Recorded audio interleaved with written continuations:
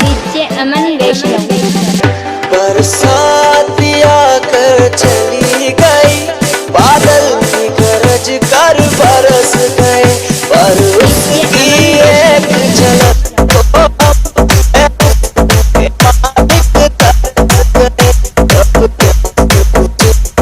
आंखों की दिन रात ये दुखड़ा रहता है। डीजे अमन वैष्णव। सामने वाली खिड़की में एक चांद का टुकड़ा रहता है, अफसोस है कि वो हमसे कुछ टुकड़ा रहता है।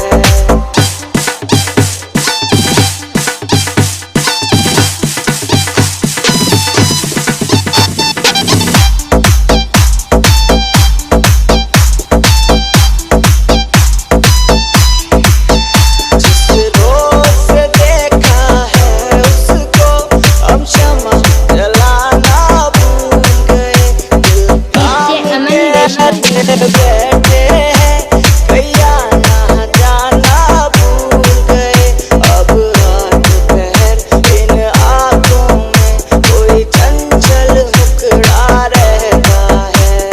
डीजे अमन वैष्णव। मेरे सामने वाली खिड़की में एक चांद का टुकड़ा रहता है, अफसोस है कि वो हमसे कुछ उखड़ा रहता है।